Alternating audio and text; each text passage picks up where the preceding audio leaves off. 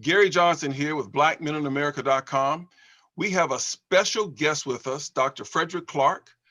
For those of you who don't know about Dr. Clark is a dentist, but he's also a microbiologist. He is steeped in knowledge about health, nutrition, and functional medicine. And we're going to talk about all those things, and especially health disparities in the African American and Black community. So without further ado, Dr. Clark, how are you? Welcome to the show.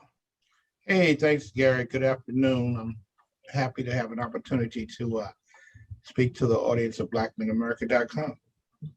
Not only Black Men in America, but people all over the world, because they forward these links. So you are worldwide. So let's get it going. What's on your mind today about health and wellness as it impacts us? Well, you know, I don't get an opportunity to talk about health disparities in the African American community.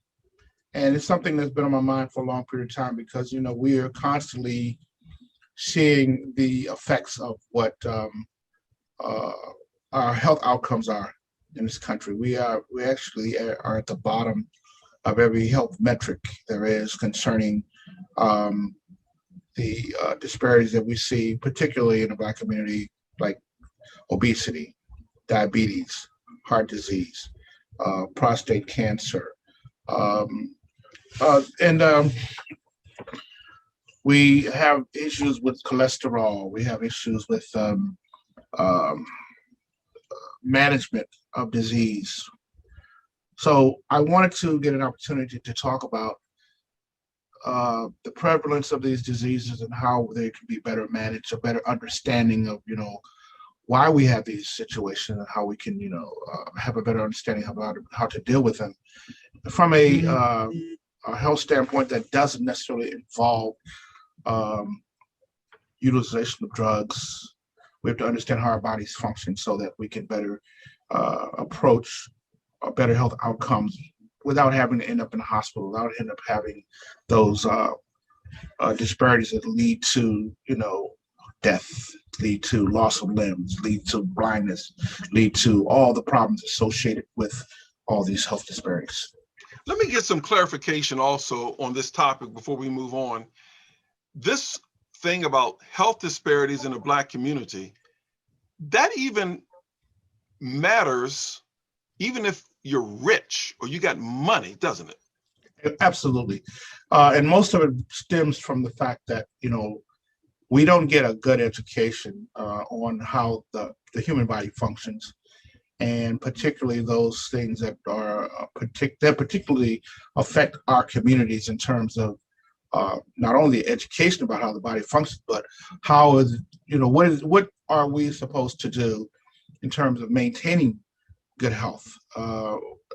We live in communities that, you know, we have food deserts. So we live in communities where there's not a clear understanding of what good nutrition is, of the components of food, and a lack of seriously understanding that food is not what is important about nutrition. What is important about nutrition is understanding those individual components of food that are necessary for you to be healthy. So the body doesn't recognize food at all. We recognize what we like. We recognize, you know, what tastes good to us, but our body doesn't recognize those things. That's why we can eat a lot of things and think that we're being healthy and have a total state of malnutrition. Wow. All right, Doc, take us to the biggest problem or the biggest challenge that you see facing our community. And I'd like to talk about, because we're going to have a series of interviews with you, so we don't have to get it all in today. But when we talk about stuff today, I'd like to be able to also talk about tangible things that we can do. Yes, absolutely. If we start from a basic standpoint of what we call physiology, well, how does the body function? We have to first understand that the body is very similar. Let's use an analogy of, say, a car. You buy a brand new car, everything on the car is totally functional. So that's basically how it is when you're a baby or a child. Everything in the body functions very efficiently as long as you put in the proper fuel. And our fuel is our food. And the disease process that occurs down the road is typically because of the fact that we don't understand what is necessary for that body to function properly. So if you say you take a new car, you got to put, your oil in, your gasoline, and you have to maintain it. Well, same thing with the body. And as we get older, just as with a car, some of the components begin to break down. And a lot of times those breakdowns occur because of our lack of understanding of what we need to do to keep that entity functioning efficiently. The older it gets, the less the efficiency of that of your body to function normally. And since we don't know what components we need to put into it, typically that's why we see disease. Wow. So what do you see as a dentist? You have patients coming in, because we want to talk about what you do. You do a lot of things, but your main thing is you're a dentist. So, and you're a dentist in, how would you describe your area? Because I've been in that area. I've lived in that area. How would you describe the community? Well, in the Washington, D.C. metropolitan area, you run the gamut of the lowest socioeconomic status to the highest. And I would say we are more of a blue collar area. We have a lot of, service work economy in this area.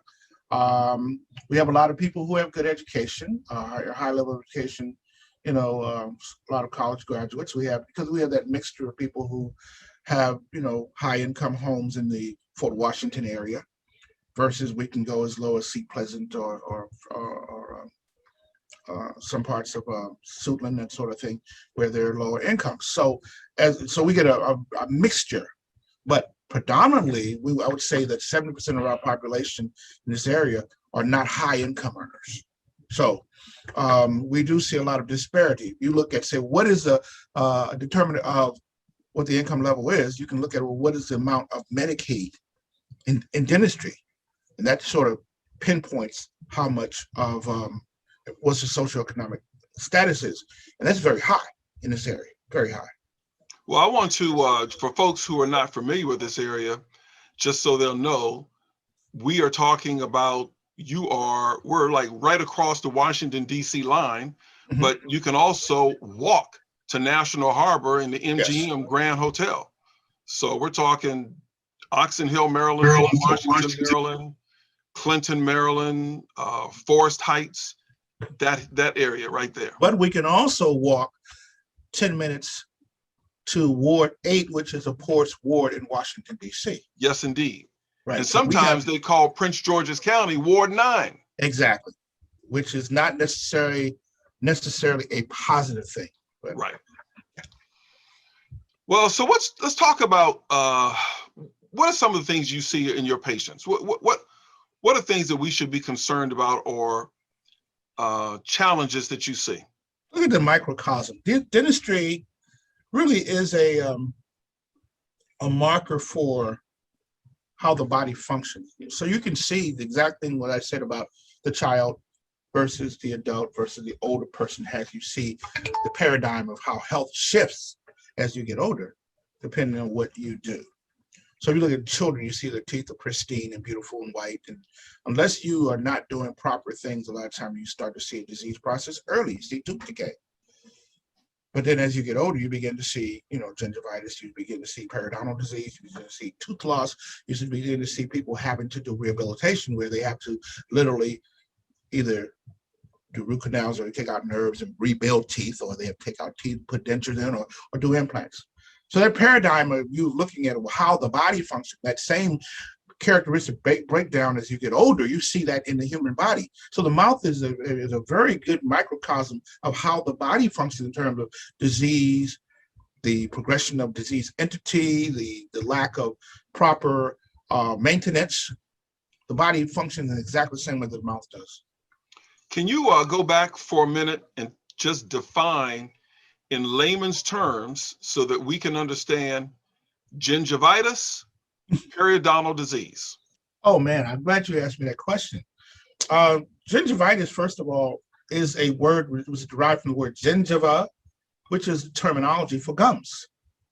But most people don't know that. There's something very simple. If everybody knew that, then gingivitis would be simple. ITIS as a as ending of a word usually implies disease or inflammation.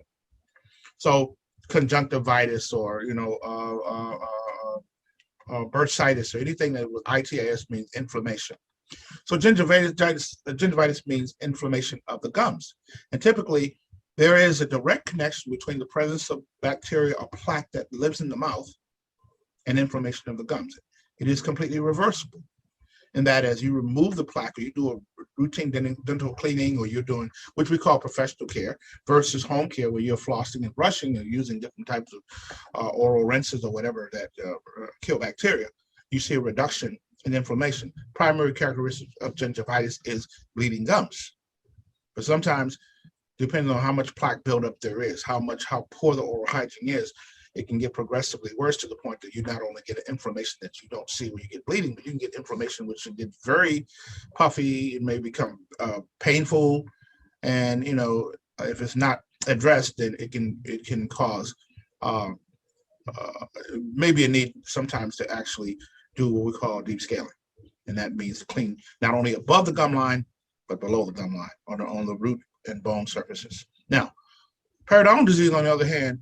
The difference between periodontal disease and gingivitis is that periodontal disease is a breakdown of the connection between the bone and the gum. In other words, you start to see bone destruction, and you start to see destruction of the ligaments below the gum line that are holding the teeth and the bone together. So if we were looking at my finger, it's sort of like what arthritis would be. You start to see people say, well, I'm starting in bone-to-bone contact. There is a breakdown between the ligament and the bone. So that's what's happening between the ligament and the tooth. So the bone, so within the gum wall, there is the gum on the outside, the ligament in between, and the tooth. And periodontal disease means that ligament is being destroyed and the bone is being destroyed. So that's not what you see in gingivitis. In gingivitis, there is no bone destruction. There's no ligament destruction. Okay, in terms of what we can do. One other thing. Go ahead. In periodontal disease, teeth actually over time, you begin to get pockets around teeth, deeper and deeper pockets, and you also begin to see that over time, as the progression of periodontal disease occurs, teeth will begin to have mobility and move. And if it becomes progressively worse to the point that there is not good bone attachment, then the teeth will literally either fall out or they'll be so loose they'll have to be removed. Wow.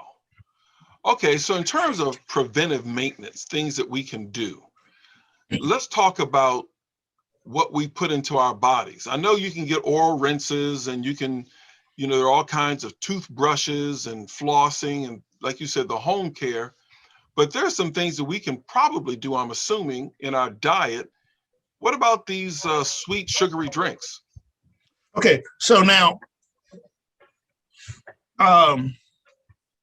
that's a very good question, because people have a tendency to get misinformation about sugar consumption.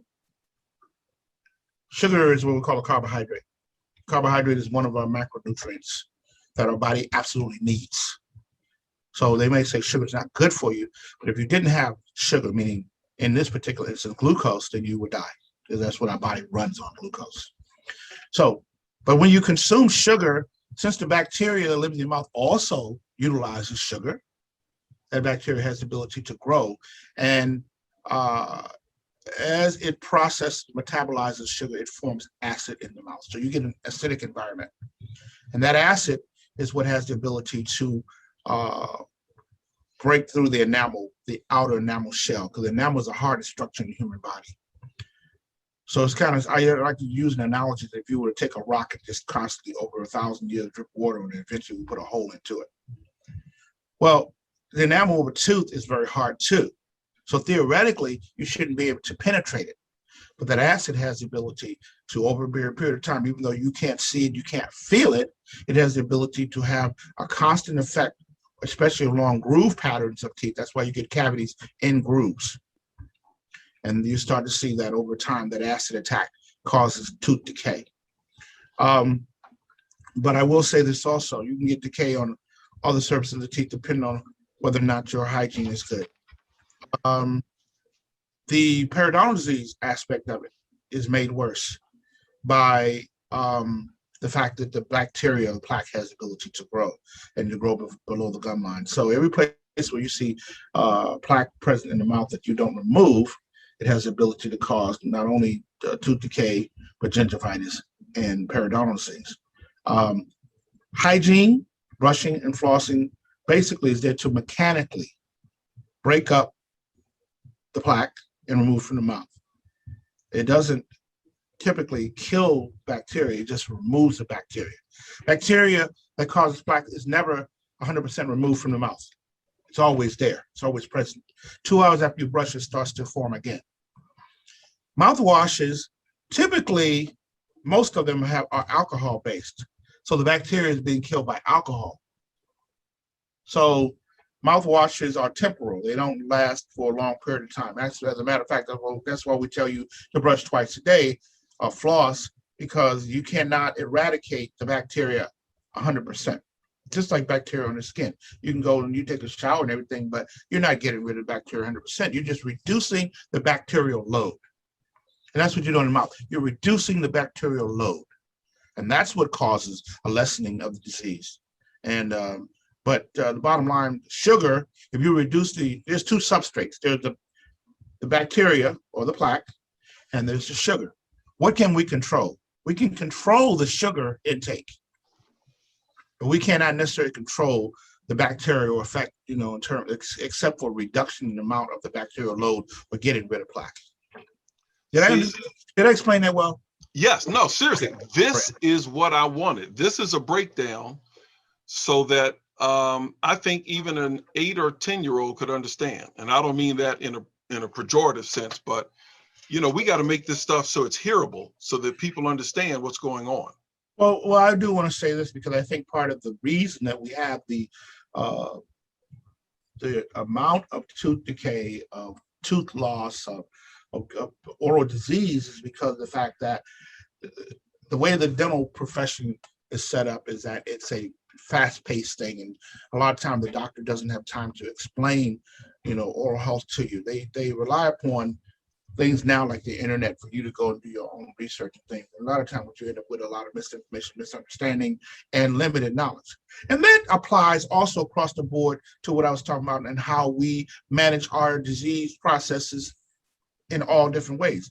And that's why I can make a correlation between oral health and overall health and how those declines occur and how we see the health disparities. Matter of fact, when I discuss health disparities like diabetes and obesity and heart disease, stroke, and these type of things, I'll throw oral health in there too, because one of the things that you see when they talk about social determinants of health, meaning that those different types of things, those different disparities we talk about, if you count diabetes, heart disease, hypertension, stroke, prostate disease in the Black community, you could also add number 6 over there, oral disease, because you typically see these things. A lot of these things are what we call not only lack of knowledge, but they relate to poverty. Wow. So you see the people who have the worst health outcome are those who have the less access to health. Right. Mm-hmm. And oral disease falls right in that category. Matter of fact, one of the discussions that President Biden was talking about was we need to, create some type of networks, in oral health so that people, older individuals, can actually get health care because that doesn't exist in a lot of states. And as I talked to you personally about situations, you need a root canal and crown on a tooth. You're talking about $1,700 to $3,000 for one tooth when you need a root canal and crown. And most individuals, are not equipped to handle that. And right. Insurance doesn't cover it. Man, so folks are just trapped. And so they end up making really hard. They probably may not see it as a life decision, but it ends up being a life decision because not taking care of that can cause other problems in their bodies. Oh, oral disease is such a progressively slow disease. It's like 17-year-old, you start smoking cigarettes, but you don't see the appearance of cancer till you're 50. It's the exact same thing you see in oral disease. Yes, you may not brush and floss when you're 20 years old, but you're toothless at 50. But that paradigm of what you didn't do here caused this over here. All right, Doc, we're running out of time for this segment, but we're going to have some more segments. We're going to put this up on our website, and we're going to have some articles up there as well to help people. But if someone wants to reach out to you or get more information, how can they get in touch with you? I have a website, webpage at fdclark.dentist. That's fdclark.dentist. That's my website. I have a Facebook, Fredrick Clark DDS. So you can reach out to me, those different ways. And of course, I have my office in Oxon Hill, 6188 Oxon Hill Road, Suite 703, Oxon Hill, Maryland. My phone number is 301-567-9372, and you can call me at any time. All right, folks, there you have it. This is our first segment with Dr. Fredrick Clark, and he will be back to talk about other issues of concerns for our community. Dr. Clark, thank you very much, and be safe out there. All right, Mr. Johnson, you have a very nice day. Thank you for having me on.